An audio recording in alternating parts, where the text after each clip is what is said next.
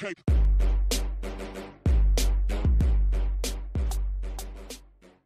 Welcome, Wargamers. This is Doug with 2 Plus Tough, and welcome to another While You're Reforging. Now, if you're new to this channel, this is sort of my I can't quite get on the same schedule with guests to do a type podcast thing, where basically I'm going to do some hobby, and I invite you to come along and do it with me.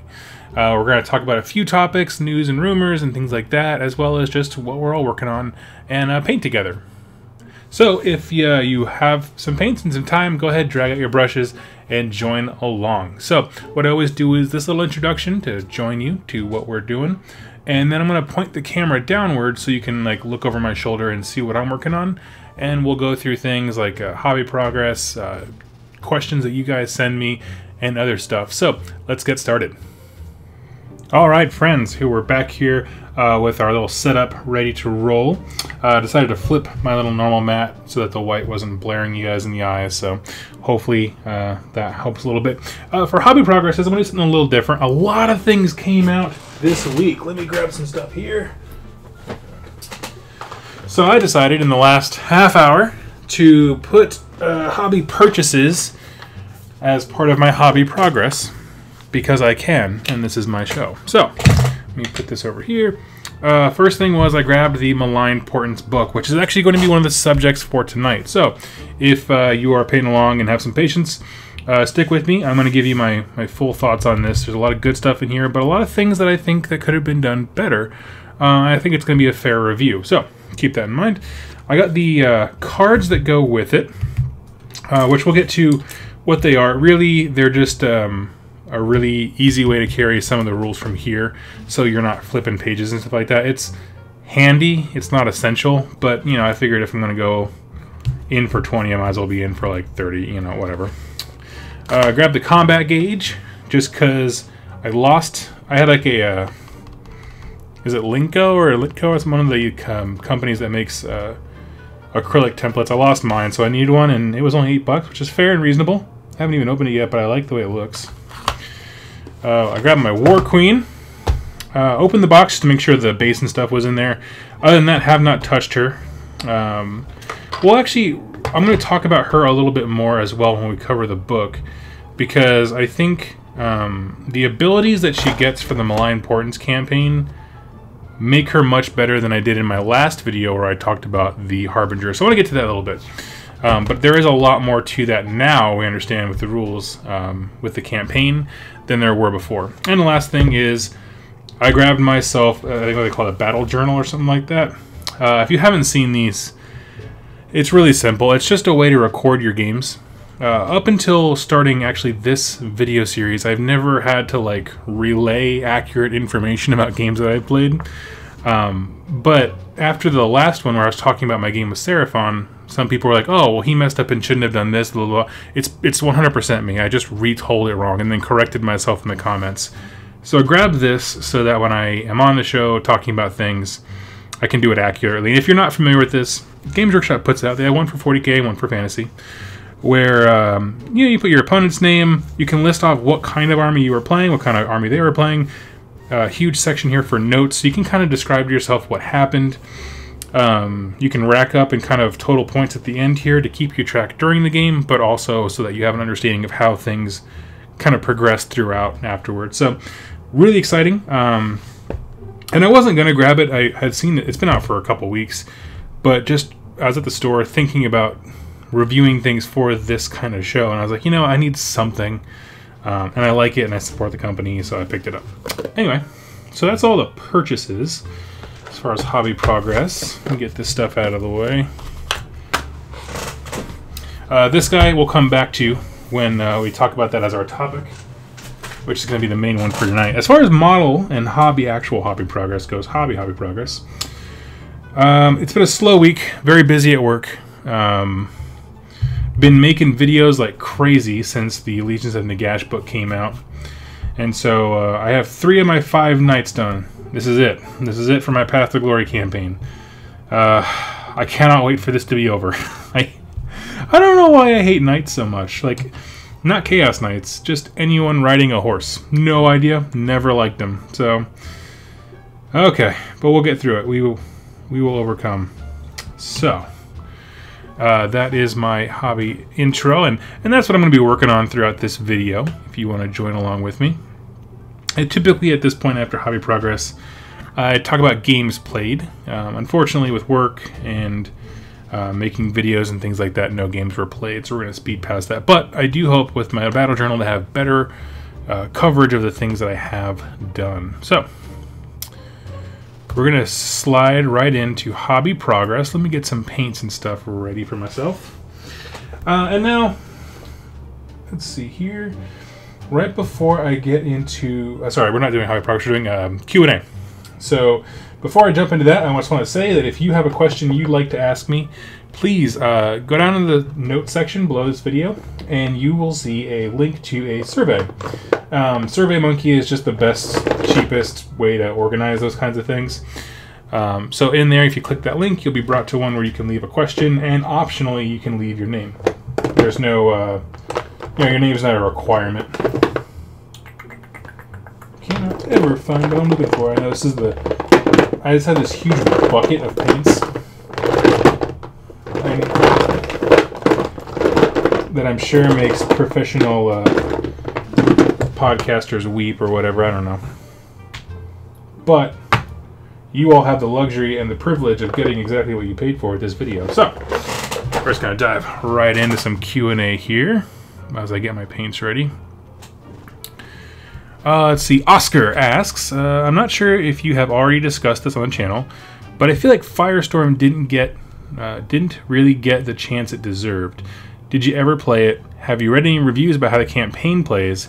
How do you think Malign Portents will differ from Firestorm? Well, that is an interesting question. Let me kind of hit your minor questions here one by one. Did I ever play it? No, I have not played it. My gaming group really wants to. One of our guys just went out and bought it. We liked the idea of conquest and those kinds of campaigns where you're like taking land and things like that. So I'm really into that. As far as why it didn't get the coverage I think it deserved, and I agree with your sentiment there. I think part of it was the time it came out. It was a very lull state for AOS at the time. A lot of things going on, a lot of shifting and changing for 40K, which is definitely their cash cow. I think part of why it didn't get the love that it really, I do agree, probably deserved, is a combination of lack of, I want to say, dedicated sales. Like, they weren't pushing it, I feel like, as much. And, I mean, as much as, like, some other aspects of the game. And I think the other thing, and this is really important, is they just didn't... I feel like they didn't have a good grasp, or at least convey a good grasp, of what it was supposed to be. Because they kind of made it seem like a campaign, which it is. We know now that it is. But yeah, think about when it was being released and things like that, and getting hype and those kinds of very healthy sales things built up. I wasn't excited about it. I mean, when it started coming out, people started looking at the rules and they were saying, there's no way this can be legal. This makes armies ridiculous. I mean, they had to come out and FAQ it right away, immediately, and be like, no, this is how it works. Just because the rules were clunky in the terms of how does this fit into the broad category of AOS versus just this campaign. And another thing that put a really bad taste in, personally, my mouth and many others, is that how many Order factions rules were there? And how many rules for literally any other Grand Alliance were in there? And the truth is, I think there wasn't there 4 for Order, and then like 1 for Chaos, Death, and Destruction, something like that. Like, it was an Order book. Like, well, okay. I mean, you got a picture at the time. How many factions didn't have anything? I mean, Death is in the light now, but they have not been in the light for the last 3 years. Almost the game's been out. And Destruction has Iron Jaws and Beast Claw Raiders, and is there something else I can't think of? Probably. I'm probably missing something. But, I mean, there's not a ton of Destruction stuff. And so for that book to come out and be like, oh yeah, you and all your buddies, was like, well, only if you and all your buddies can play Order armies does it feel really relevant. It just didn't feel new for those other people, and I get it, you know? I mean, frankly, that's part of the reason why I didn't grab it. I was just like, at the time it came out. What was I playing? I don't remember what I was playing. I switch armies so often, guys. But I remember looking at it being like, oh, there's nothing for me. At the time, I wasn't part of the awesome gaming group in full force that I was now. I was kind of going from store to store, trying to find a weeknight that worked, but people were flaky or just rude to me at stores. So, you know, I wasn't finding what I was looking for, and so I just passed on it. I can't speak for everyone else, but that was my experience, that the book didn't offer enough for enough people to be interesting, and then the people it did offer stuff for, like order armies, it was a tumultuous time kind of in their rules understanding. And of course now it's all cleared up. They really have done a great job, but you know, in that the weeks leading up to a sale are critical for building hype and momentum, and this is one where I don't feel like that really happened. So that's probably why I don't think it got a fair chance. I haven't really read how the campaign plays. I know you're fighting over territories and you get bonuses and things like that, and that's why it intrigues me, but I haven't really read much. How do I think Malign Portents will differ from Firestorm? My hope is that Malign Portents is more of a overarching narrative campaign, kind of like the Rumgate War series was, where you had several massive tomes of story and things like that. Whereas Firestorm was really just, it was a framework for a campaign. It wasn't about a sweeping narrative to move the plot forward. So, I mean, I think they're very different beasts in terms of, right, one's a construct to have a campaign with your friends, the other one's a story for the overarching narrative, no matter what army you play. So I hope that answers that question. Let's see here.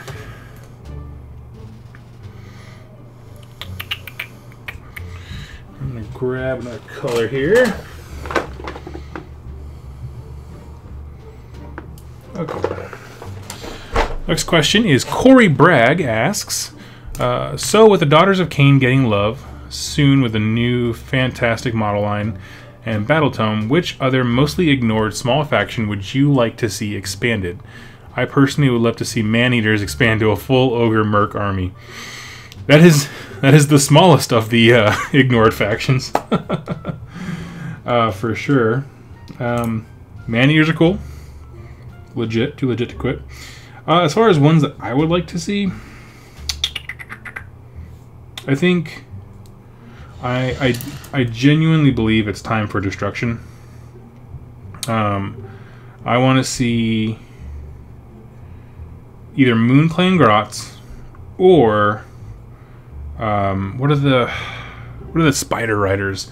I can't think of their name right now. It eludes, whatever their new name is, it eludes me. But the guys riding the spiders, I think, with that big centerpiece kit and all the variations they can conceive on that thing, I think that's gonna be smoking hot when that comes out. So that was probably my choice. See, the thing is, here's my thing with the Grots, right? Like the Moonclan. I actually was debating between a Chaos army and a Moonclan Grot army. And the reason I went with Chaos is because as much as I love Moonclan Grots, like the actual Grots themselves, I'm not into the squig stuff. And maybe it's just the age of the models, or maybe it's just, I don't know, personal taste, something like that. Like I just don't care for them. I don't think they're dumb or bad or anything. I don't know. They're just not my style. So, but if it was just a matter of like, here, take a bunch of Moonclan Grots, like big blocks of 40, and there was something besides squigs that kind of added unique feel to them versus just playing like whatever the Forest Grots or whatever they used to be. You know, they kind of lose a lot of uniqueness when you take away the squig stuff at the same time. So, yeah, I didn't care for those, but the Spider guys, Spider Fang, that's what they are. Go for those. Next question here is Dominic asks, what's your favorite Warhammer model? Keep up the great content. Yeah, okay. Well, thank you very much. As far as my favorite Warhammer model, the one I had the most fun with, in terms of just like my personal enjoyment, like I saw it, fell in love with it, and enjoyed building and painting it, was actually the Glotkin. Incredible model. Like every ounce of that big thing is just covered with detail, but the kind of detail that's easy to, if you're intimidated by it, you can kind of cover it up and it won't look like you've just glob paint on and skip stuff. You can come back to it later. You know, but it's there if you are into painting and you want to make, like, it's one of those kits that you can make exactly as much of it as you want. If you just hose it down with Death World Green or whatever it's called, and then give it a wash and pick out some details, it'll look great. Like, it legitimately will, and there's nothing negative about doing that. And if you go into cracks and crevices and pick out all the details, like I tend to do, then it's going to look great too. And so those kinds of models that can appeal really to all levels of painters and players, I love it. I eat that stuff up. Give that a little detail there. This guy has like a knife for a spur on his boot, and it's just like, it seems more impractical than it does as like dangerous. Okay. Next question here. Okay. Let's see, Mr. Slavek. I think it's pronounced that right. He gave me a pronunciation thing. Slavek from Poland says, "Hey Doug, awesome show. I'm watching and hobbying along. Great initiative." Well, thank you so much. As for the question, I'm looking forward to playing Elves in AOS, and I wonder what you think about Wood Elves / Wanderers. Is it worth it to pick them up now, or is it better to wait for either Shadow Elves, that's probably coming with Malarian, or a new breed of High Elves with Tyrion? I can't tell you how to spend your money, but what I would say is if you like the Wanderers that are out now, just get them. Just get them. If you're on the fence and you're really struggling, you want to play Elves in general, but you're not sure what kind, and you're only grabbing them because they're the only kind of complete elf faction right now, I would say wait. If nothing else, wait for Daughters of Cain. Because here's the thing, like, the Wanderers are likely not going to get a lot of love soon. They have rules. I can't imagine how they're going to fit into a greater campaign, but I mean, GW releases books all the time. Like I said, if you like the models and you're sold and you want that, grab them, because they're not bad. I mean, I played against someone who had Wanderer stuff twice, and he just cleaned my clock both times. Like, really beat me very, very badly because of their movement shenanigans and things like that. And so their rules in the GHB 2017 they're pretty good. They're not well, they're like all the other rules in GHB, which is just to say they're kind of there supplementary, but they're not groundbreaking by any stretch. Like, nothing about them is insurmountable. They don't pose questions that your opponent couldn't answer, but they ask ones that are hard to answer. Like, hey, can you defend every single part of this board edge? You know, because the Wanderers can teleport around board edges and things like that. Like, you know, for some armies, the answer is yes. And if the answer is yes for them, then your allegiance ability doesn't gain you very much. But for some armies, and I would say most armies, the answer is no, they can't. And that gives you an advantage. For example, like the game I have with Seraphon, his army is based on turtling up, right? If you, as the Wanderer player, can dart around him and cause havoc in multiple directions, he can't spread out to engage you and still be effective. So that's something really to consider. You know, part of that is just if you're going to play one of those kind of niche armies that like has very specific rules but people don't tend to know about it, like, you need to really understand your opponent's weaknesses and really exploit them. And so I think they are very good. I think they have a steep learning curve because model placement is going to be a long, hard lesson to learn. Let's see here. But they're good. Now, as far as the other factions coming out, the only one we know for sure is, well, we know that another elf faction is coming, but the only one that we've seen actual previews for and like evidence of is the Daughters of Cain coming out. And like I said, if you are not into those, don't buy them. It's not worth shelling out money to get something you're not excited about. As far as other elf stuff, you know, I'm excited. I really want the return of Malarian so bad. Like, into the lore. He was just an extremely interesting character before as Malekith, and they just renamed him. And from what we've seen, his lore hasn't changed very much. I really think it was just a copyright issue. So I'm thinking they're going to keep everything the same. You know, obviously update him, but I'm talking about his, like, lore. So if that's something that, like, you're incredibly excited about, just wait. But if you like what you have right now and you see the models that you like on the tabletop, just go get them, man. Don't worry about it. Okay. Okay, number 5. Quentin asks, do you like Shadespire? If yes, what's your take on it? Well, I like it. I don't think it's a game for me, though. I picked it up to try it, and I wanted to see... Frankly, I'll be just totally honest, and I picked it up because it was Age of Sigmar themed. And I knew this going into it, that, like, looking at reviews and stuff online, and I even told my friends, like, if this had any other kind of scheme on it, I would have zero interest in it, right? If it was, like, Robotech, the deck building miniature game, or something like that, like any other thing, I wouldn't care at all. But, you know, it looked fun, and I, frankly, if nothing else, I wanted the booklet in there for lore, which I actually have Shadespire lore coming out here pretty soon. But I built my models, I customized them, did some fun stuff, and then I sold them off because, frankly, I wasn't playing it. My local gaming guys, when we get together, sure, we can play Shadespire, and I think they seem to enjoy it, but frankly, we all kind of like AOS more. So, I mean, like, but I want it to do well. You know, I know that that kind of edge sparks something in some folks, especially folks coming over from Magic, which I think, frankly, is a demographic that they were really trying to reach. I hope they did. I don't see it. I don't see a lot of people in my area jonesing to play Shadespire. You know, I know they promoted it, that it wasn't going to be just another mini game.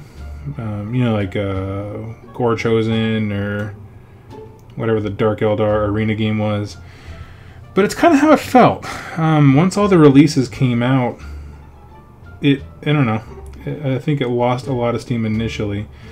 And then they had, you know, all their 40K releases back to back, and people, it was just, I think, they oversaturated their own market. I think part of the problem was some podcasters and people who had insight into the new edition of Warhammer 40K kept saying it's the most balanced edition of the game, and so people who have that tournament mindset, the people who they were targeting for this game as well, I think either were preoccupied with 40K or disillusioned by it, because it's definitely not a super balanced game. It's getting there. They're really great at following up with rules clarifications and toning things down, but I mean, it's at the end of the day, it's not the most balanced edition of 40K. So I think that they shot themselves in their own foot with that demographic.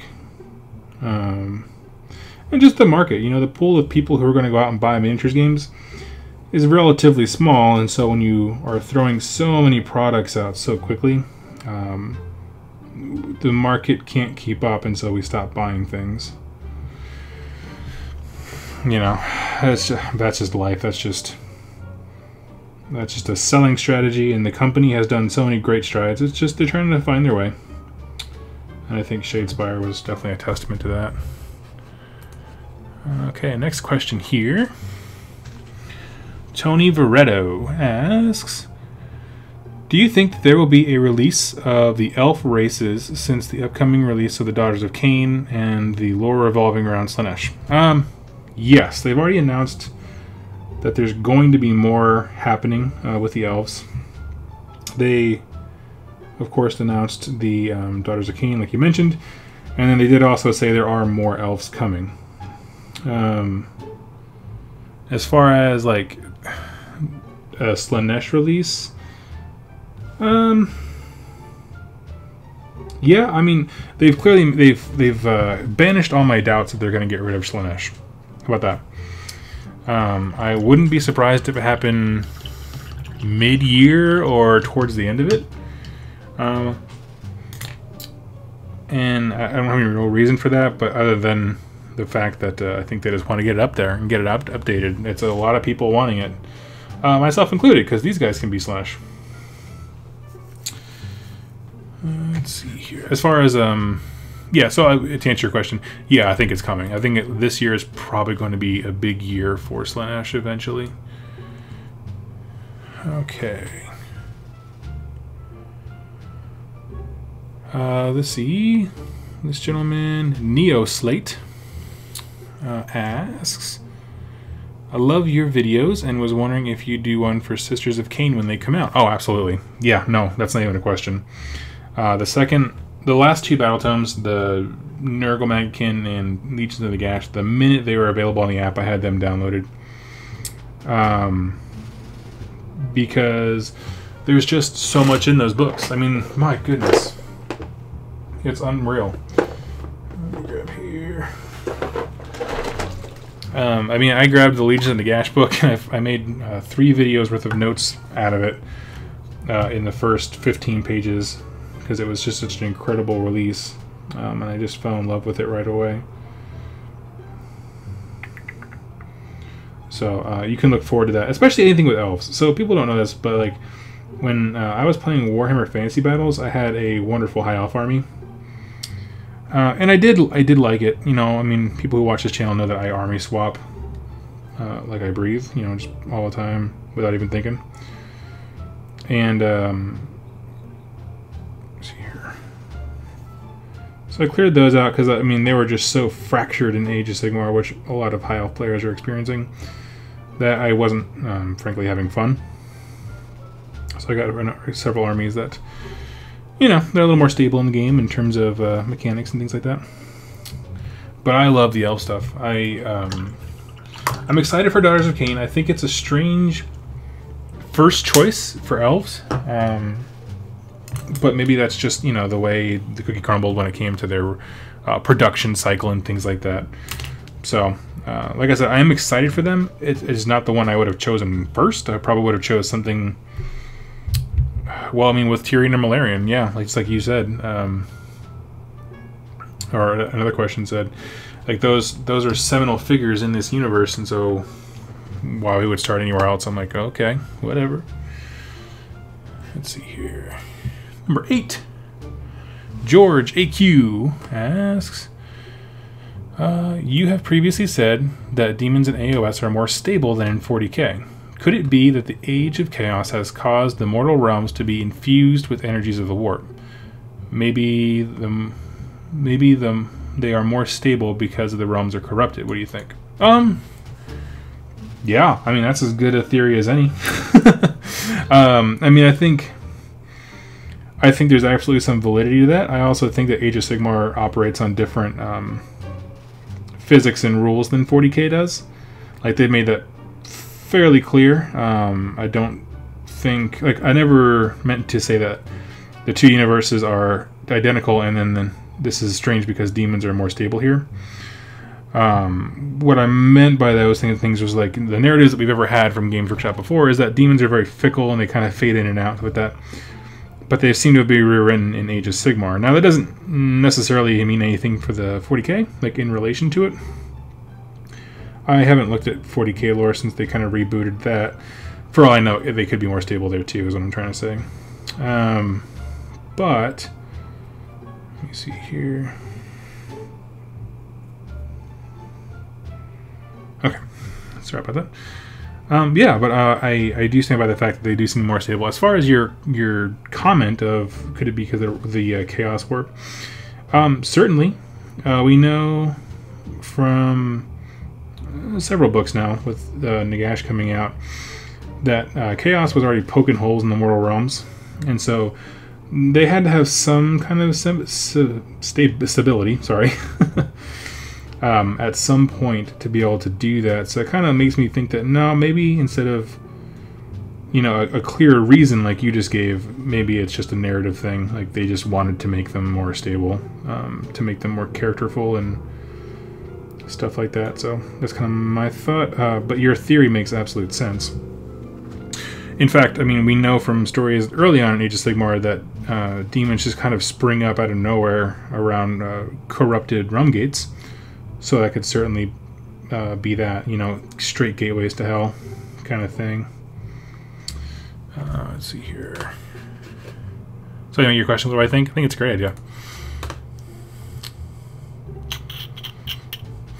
Okay, next question. Carlson asks, have you ever listened to the Fluff and Hammer Lore podcast? Huh. No. No, I'm going to look at that. I don't read these questions before I get to them on the show, but I've never heard of them. Fluff and Hammer Lore podcast. No, I'll check them out. But I did, he said, because you did get a mention on their 2017 award show. Well, that's extremely cool. Thank you so much, Carlson, for pointing that out. I honestly had no idea. But certainly I will go get my phone out and check that out. I assume they're on Apple because everyone's on Apple. Okay. Oops. Okay, last question for the night. Ben H. asks, hey Doug, after watching your Nurgle videos, I've decided to start a Nurgle army. Yes, good choice. I have bought Gutrot's Boom and 5 Blight Kings. Great choice. What should I buy next?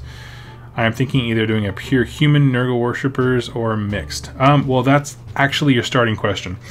The question I would have asked you next is, are you doing mixed or are you doing human stuff? By human, I mean anything with mortal. If you're thinking mortal, I would say the Slaves to Darkness box is great. Because you can use all of them to take the Nurgle keyword, and you still have a Nurglekin, or sorry, Maggotkin Nurgle army.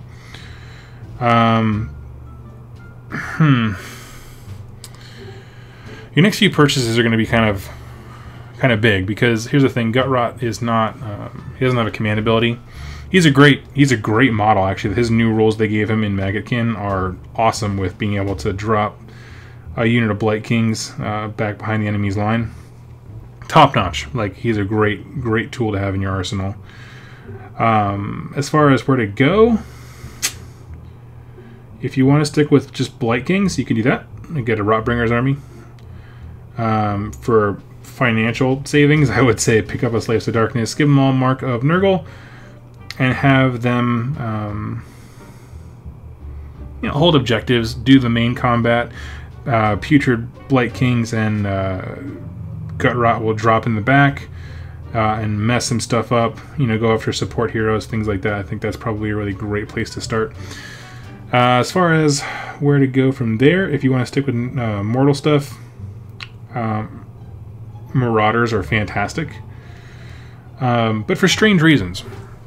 So here's the thing: if you want to stick with mortal Nurgle stuff, I highly suggest you check out a battalion called the Plague Touched Warband. This actually came out in the book Everchosen, so you would think, oh, it had nothing to do with Nurgle stuff, but actually it uses all mortal Nurgle units. So it could be Slaves to Darkness, and it could be Nurgle Rotbringers.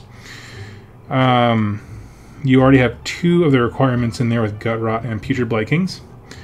So it is 1 Nurgle mortal hero, and then 7 mortal Nurgle units. However, those units could also be more heroes. You could have just 8 heroes total, and you'll meet the requirements.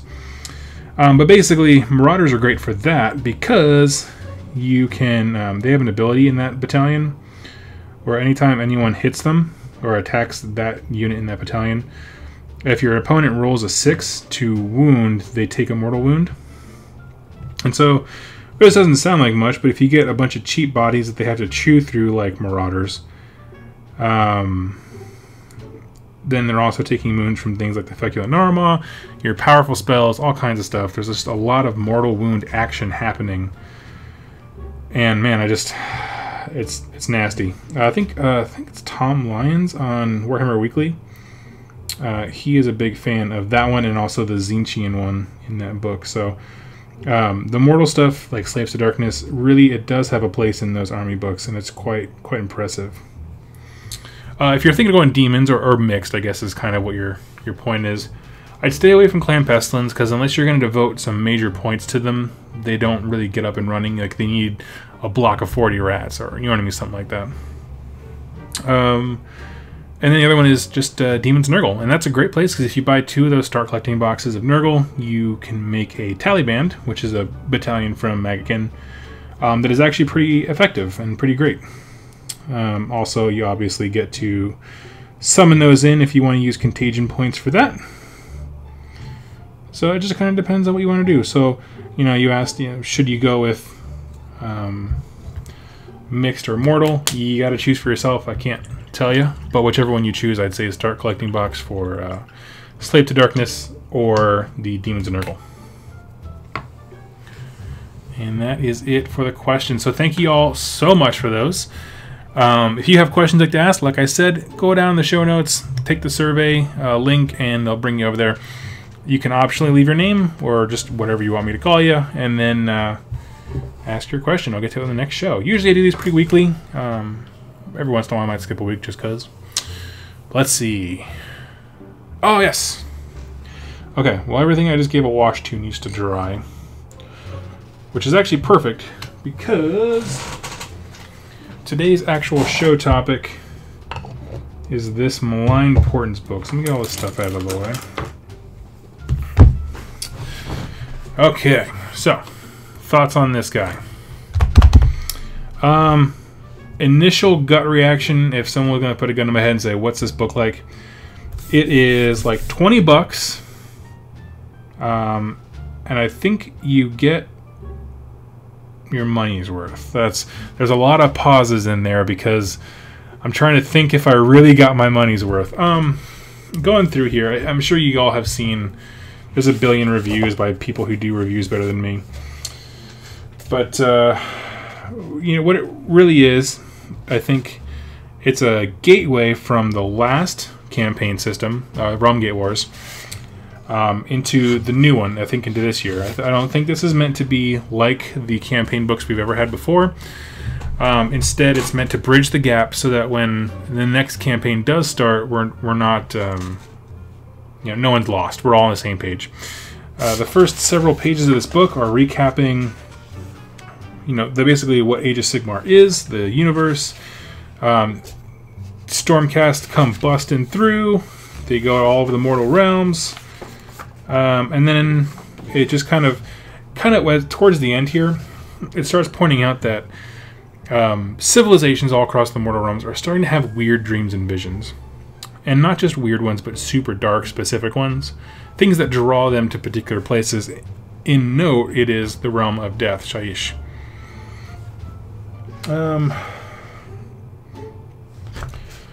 What we know from this is that Nagash is building a giant pyramid out of a new resource that we're introduced to. The resource is called Realmstone, and what it is basically magic that has been crystallized into like a mineral form. So it's a rock that's actually pure magic. It's a very valuable resource. Every realm has a very specific kind. So there's the same thing in the realm of heavens, where Sigmar is called Celestium. I think in Shaish they have a bunch of different names for it, like grave sand and things like that. Just kind of strange colloquial names. And so he's building a giant pyramid that's going to be essentially made of absolute pure death magic. My assumption is to amplify his power or to channel it, something like that. This book doesn't actually tell you what's going on. And that's the fatal flaw, and I think. It gave us some cool teasers, but we don't actually know what the campaign is about. We don't actually know what Nagash's plan is with this thing. We know he's constructing something big, but we don't know why, what for, what the ends are. I mean, we kind of assume that it's just a power grab because it's Nagash, but you know, they've written villains to be so much more eloquent than that recently, and so I think there's a very complex, interesting plan here, but we're not giving enough information to kind of get a taste for it. Oh yeah, this page. Vandis Hammerhand, who is basically the MVP of Stormcast Eternals, starts having weird dreams too, goes to SIgmar, and Sigmar's like, oh, well, if my MVP is thinking something weird is happening, then I should do something about this. And so he goes to his chambers and picks up a bunch of his realm stones, Celestium, like I was talking about, and chucks it all of the mortal realms like meteors. And they land everywhere. It's only places where good guys tend to inhabit. Places that can easily be secured. And he sends out his Lord Ordinators, as this beautiful page here suggests. And basically these are architects and prophets, the kind of a strange dual role. They go to these big piles of rock that were shot out by SIgmar, build giant telescopes and kind of seer ways of seeing things, and are able to discern the future and other events. Basically what the whole crux of this far too long story is, SIgmar is acknowledging that something strange is going on, and he wants eyes on the field, right? And so he hucks these things out to kind of act as like a security station, right? Lord Ordinators in the War Scryer Citadels, which are the things made out of the Celestium that are shot around. It's like surveillance, right? He's able to see things with these guys. So that's kind of his thing. It also will explain, I'm sure, narratively speaking, why the good guys always seem to know where to go, because these things are everywhere. These guys are interpreting the information on where they should be and then sending troops there. This is actually the most interesting page in the book to me. This is, so basically, the ones before it, this explains SIgmar's motivation for being in the Realm of Death, okay? This explains the 4 Chaos Gods' motivations for being in the Realm of Death. What's interesting is this one right here. We have gotten a huge taste of Khorne, Tzeentch, Nurgle, but this blurb right here is the most we've ever actually heard from Slaanesh. And really what it is, there's nothing really special here for it. It just asserts that Slaanesh is still existing, first of all, big boon there. That things have not terribly changed in his lore because he's in pain, but it's also an exhilarating kind of pain, which, if you know anything about Slaanesh, is what he's all about. He's got chains in his lips. That sounds uncomfortable, but he seems to like that. And his motivation for kind of trying to get his followers in whatever capacity he can speak to them is that if death takes over everything, then the world's going to be dull. And I just love that. I think that is Slaanesh. Main takeaways from that is 1, he's alive. 2, he's still in captivity. And 3, still has a sentience, you know? Still is him or herself, and that's good. You know, you do you. Which dovetails straight, interestingly enough. What's interesting is that you have the 4 traditional Chaos Gods, and then this one right here is the Great Horn Rat, who has asserted itself in the pantheon of Chaos Gods. It's just funny that, like, the whole crux of his motivation is that really hates the fact that the other 4 Chaos Gods don't take them as seriously, that they think the Great Horn Rat is somehow lesser, and in literally building the book, they've kind of made him a footnote because he's not with the others, and I thought that was really clever. Whoever, I'm sure it was accidental, but I find that funny. Dark Oath War Queen, her motivation is just to, you know, make everybody happy, do whatever. Cave Shaman, yeah, their stories are not, like, for some reason, this is like a fluff narrative thing. This shows him, like, going into a cave full of dead people, stealing a particular type of mushrooms, ODing on them, having great visions of death and grandeur, and so that's why he moves his troops to Shyish.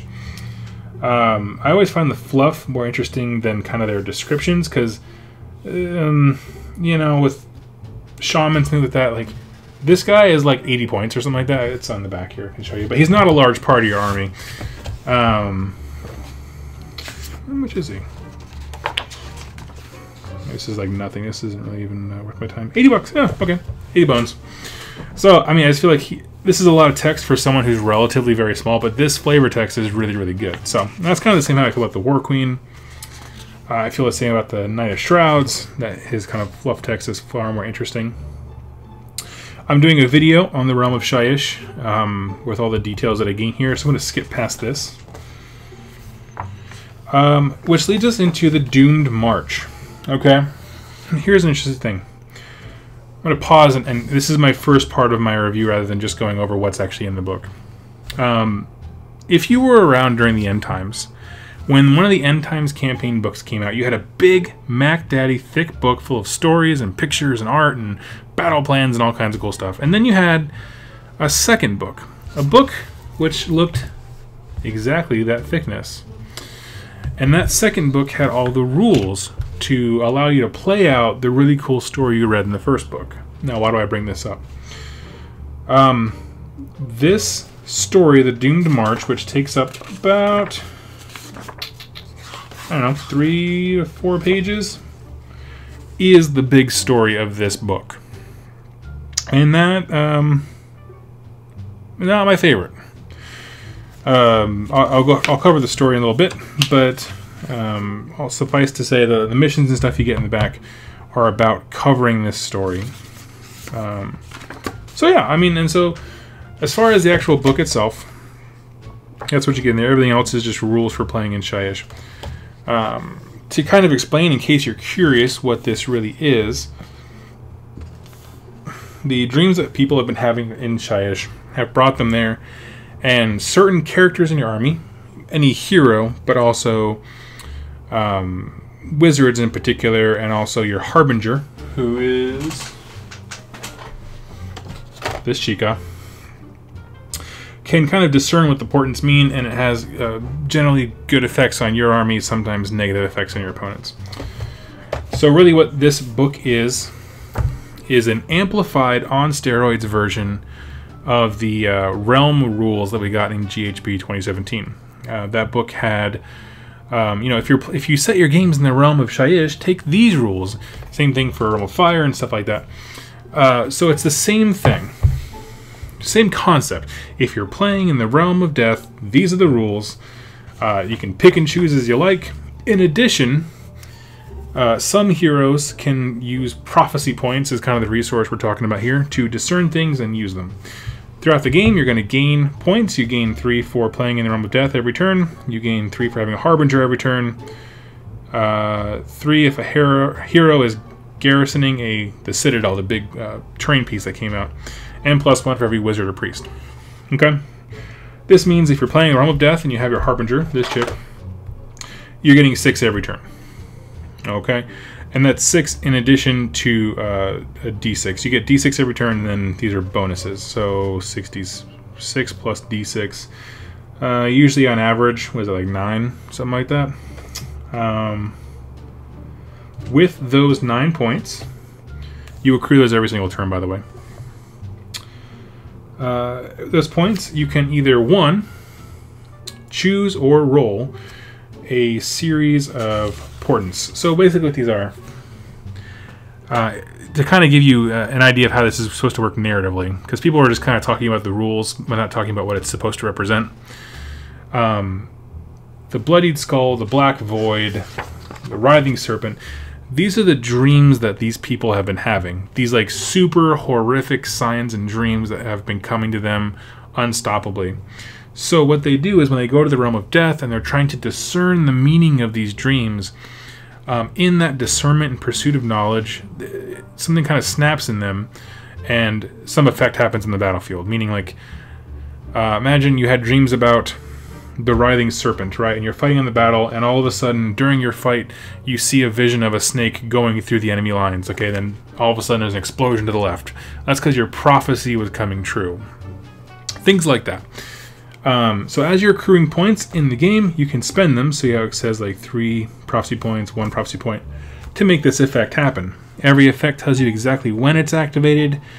They all have a very specific time. So like before other Malign Portents are used, or before your movement phase, you know, those kinds of things. I kind of just did a cursory glance at some of them. My personal favorite, where's it at? Something with the void in the name. The Black Void. Shout out because it has Doom and Darkness, one of the best YouTube channels out there, in the title. And then also there's another one.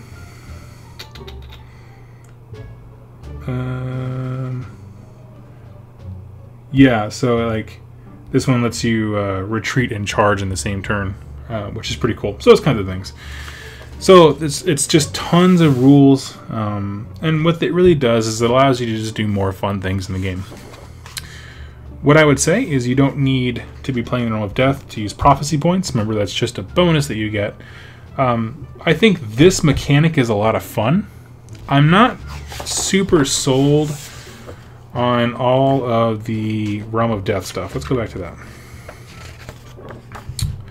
Because here's why, okay? It's just tables. So you get a table that says, hey, here's a general rule affecting the battlefield this turn, or this game, I mean. In addition to all of the terrain rules.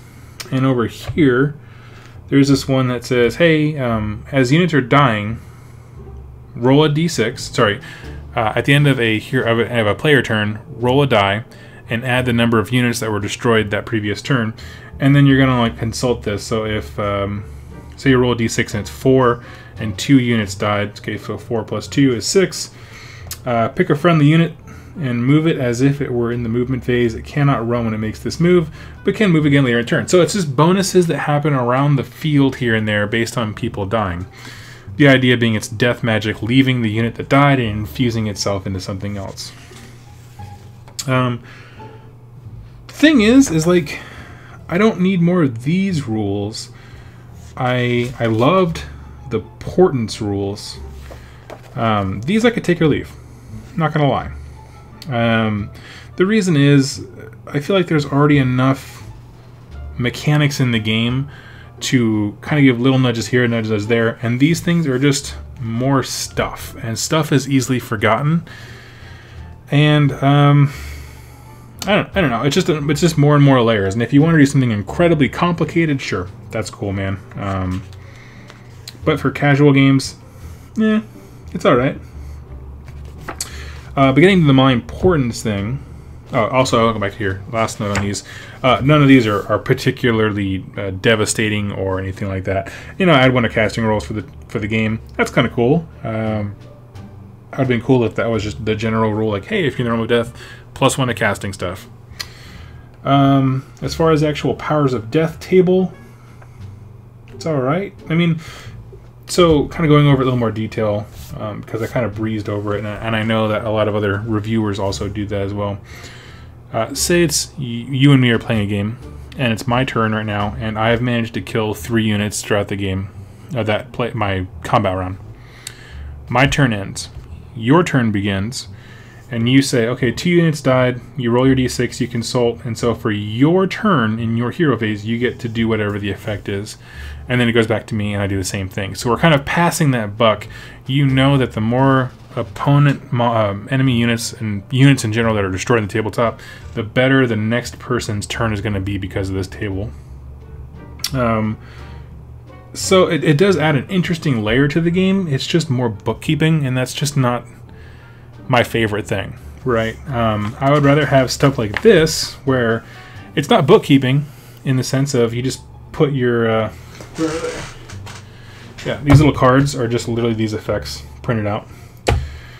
You know, you put your cards out there. It's not bookkeeping. It's just abilities that you have. But this, counting number of people who died, what the rules are for the terrain, what the rules are for the board in this realmscape, I'm not into that. I think it's kind of bloated a little bit. But we're done with that section. So let's talk about the actual portents, okay? So previously, I was very skeptical of her. I have some thoughts that have changed now that I've seen the Malign Portents actual rules for interpreting, you know, things like that. My initial problems were she slaves to darkness, she can't take marks, and she doesn't have the built-in keywords like Archaeon does. I think those are 2 different ways to get the same effect. Those thoughts have not changed. I think she needs the keywords to have other forces work with her. I think to be what she represents in the stories, she needed them, and she didn't get them. That's a shame. As far as her value, though, I was really negative on her about she doesn't add anything to the army. She doesn't, you know, her command ability is only on Slaves to Darkness, and it says you have to be Holy Within, and it's not even that great an ability if you meet all those things. It's just a charge or whatever. So I'm not excited about that. However, knowing now what abilities are in here, with all of these. So you get 1, 2, 3, 4, 5, 6 types of portents. However, each of these harbingers, wait for it, gets their own as well. So she actually has access to 7 sets of portents, okay? That is huge. Huge, huge, huge. What's important to note, the reason that's important is because the ones that are assigned to the harbingers can only be used by them. So she's the only one who can use the chaos ones back here. However, any hero in my army can use a normal one of the actual 6. It says right here, pick a friendly hero to interpret the sign. So it doesn't have to be harbingers who do, but if you take these guys, they give you a bonus +3 every single turn that they're on the table, right? That's your +3 prophecy points. And you get access to their unique table, which for her, I haven't looked at all the other guys yet, but she's pretty baller. She lets you choose a different table for the rest of your heroes to use, which can be super clutch. Like, that's not something to be overlooked. She can spend 3 to gain D3 prophecy points, which it's a gamble, but I dig it. She can cast Arcane Bolt, which it's cool. I mean, that actually adds a lot of utility to her. Not immensely. I mean, it doesn't radically change everything, but it's more utility than she had before. This is a big one. 3 prophecy points. Pick a unit in 12 inches. They don't take battle shock. I am a man who uses huge masses of marauders, so that is huge for me. Yes, I do have Inspiring Presence, but remember, this is not a command ability, so I can Inspiring Presence one, this one, or another, and all of a sudden my 2 blocks of 40 marauders are not scared. And then she has one that's pretty cool. It's actually very Nurgle-y, where it costs between 1 and 5 prophecy points. For how many you spent, you roll that many dice, and on a 4 up to take a mortal wound. So it could be a powerful, like almost Plague Windy type spell, but it's in her as a package, and you're like, so I'm torn, guys. Here's what I mean. These models, as I said before, I still stand by a statement that they're all beautiful. Let me turn this upside down for you. I think they look fantastic. They're packaged really, really well. I think they're cool. I think having badass women in the game is super important. From a gameplay perspective, they're all fairly cheap. She's 80 points. So is the shaman. Excuse me. Their impact on the table is painfully minimal outside of this campaign.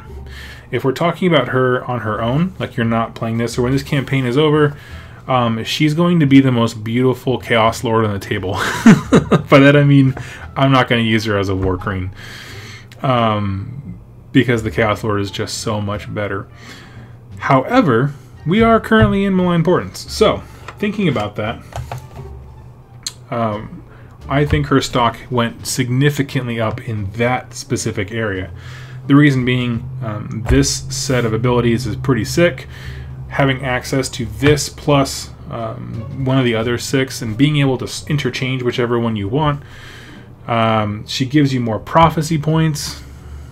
What else? Yeah, I mean, she's awesome. I think in my gut reaction is the only person, in terms of their effect in Malign Portents specifically, that does more than her with regard to the prophecy things.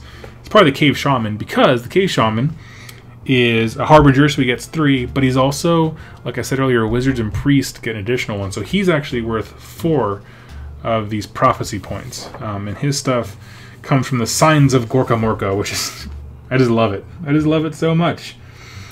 He also has the Gamble for D6 prophecy points. Yeah, and so his are a lot to do with charges. No, just very destruction-oriented things that you'd expect. And so I think they are pretty awesome. What else? It is Shrewds. So, I mean, before I get to the War Scroll, let me finish my thoughts here. In Malign Portents, I think she's a great asset to an army. I think the same goes for the other Harbingers. I think outside of Malign Portents, the Ordinator is probably the only one that you'll ever really see acting as they're supposed to be. Maybe the Knight of Shrouds, because he does have Night Haunt, making him one of the few Night Haunt heroes, and so he's really cool and his model is great. So he definitely might exist outside of this campaign series. I think the Cave Shaman, what's his ability?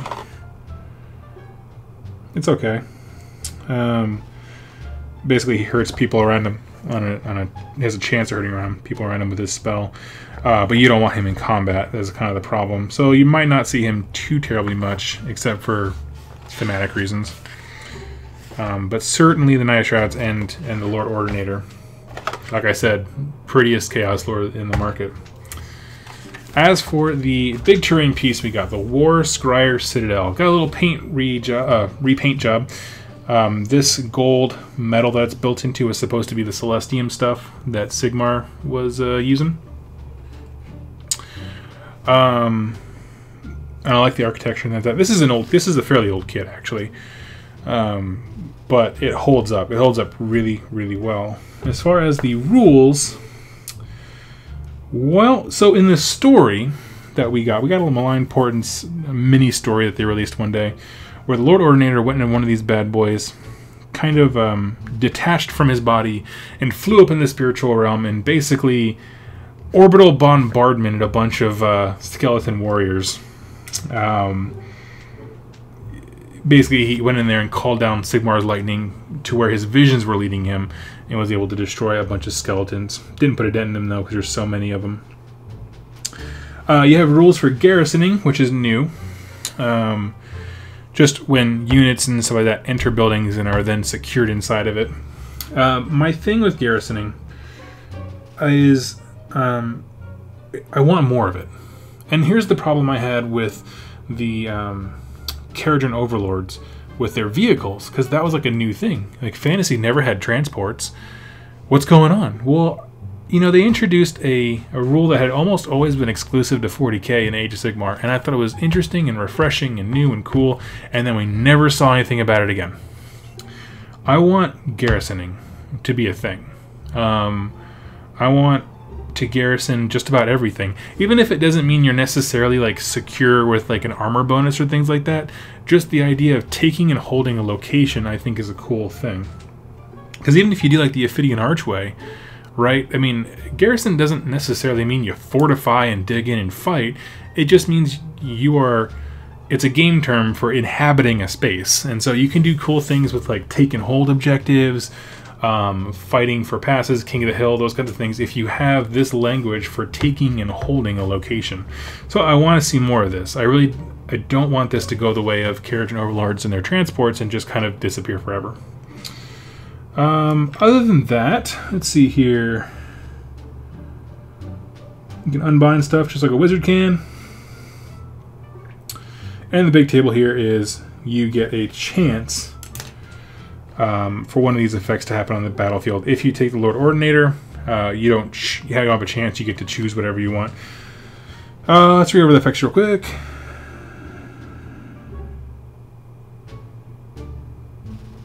So you got some, yeah. So like in your hero phase, it's kind of like casting a spell or something like that, but it just happens automatically. If there's a hero in the building, you roll a die, and one of these 6 things happens.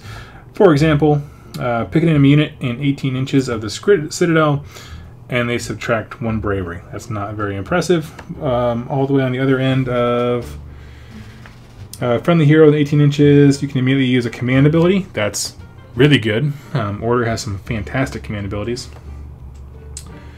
Heal D3 wounds on a hero nearby.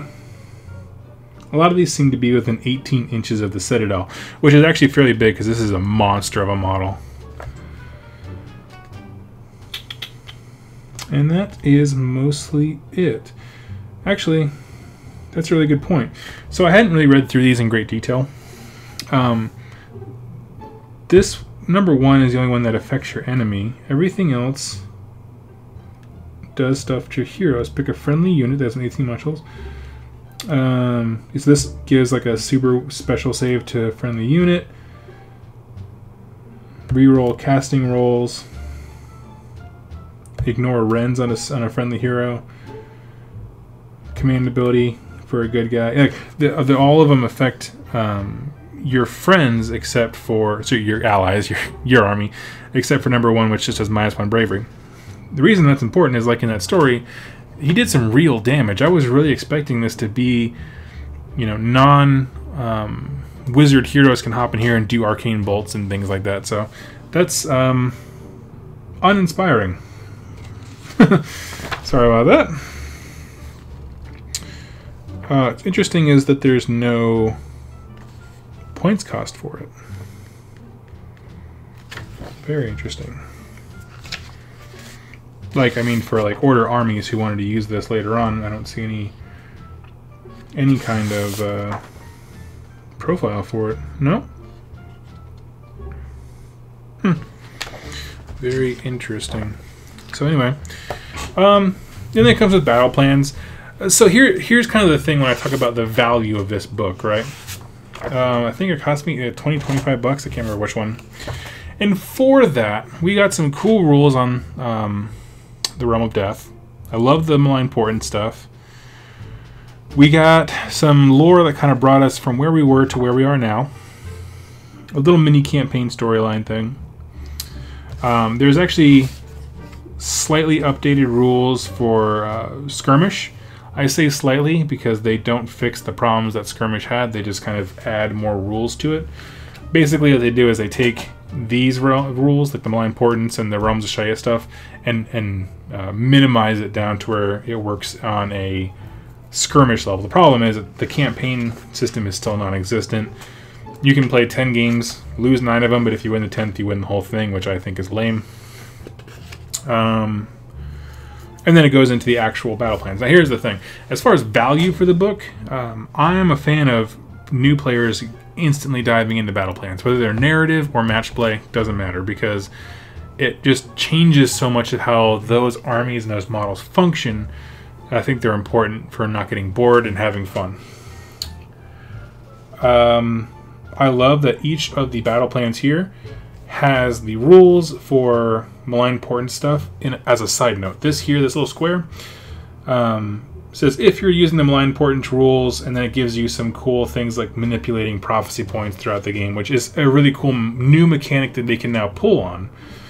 But if you were to like hold your hand over that, this is just a standard battle plan you'll find anywhere else. And that's awesome. That's actually really good, because what this means is that new players starting off, especially death players who don't know kind of what they're looking for and they just have a few models, they can pick up this book and start playing battle plans and things like that right away. And they're not intrinsically tied to the campaign of Malign Portents so that they are useful any other way. Let's see here. Yeah, I mean, gosh, there's several of those here. So that's really, really cool. And I think it gives a lot more life to the Harbinger models, who are aesthetically great, but not the tabletop outside of this. And, you know, so I paused when I started. Did I get my money's worth? Well,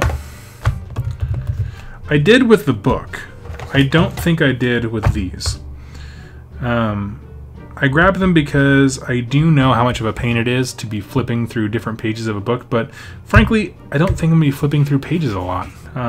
So I would say pass on the cards, if it's you, and just grab the book. It has some cool stuff in here, some cool new rules, some cool new lore, a little bit of art, and battle plans are really where it's at. Then they're timeless, because they don't matter what armies are actually fighting. And overall, I think it is a pretty darn solid book for its price. Now, the problem is, just like I said before, this is the tiny book that always came with the bigger campaign books in the end times, and frankly, that's what I want. And I think that's what many of us want. We want the big epic story books with lore and art and story arcs and characters and meaningful things. Things that this book doesn't provide, but to be fair, it's not designed to provide. So, I mean, I think we just got a little overexcited. We kind of missed. Once they said it's like 80 pages, I instantly knew exactly that it was not going to be what I had envisioned during, say, the countdown. So I think we all kind of need to adjust our expectations, kind of calm down a little bit, and just understand that maybe they wanted to get this out of the way because it's going to be important to tell the stories they want to tell in the future. Meaning, they don't have to have Realm of Death rules in every single campaign book, those big thick ones that we had before, right, if it's already here. And that's, you know, when you think about it that way, how much paper they would be saving by doing that, I get it.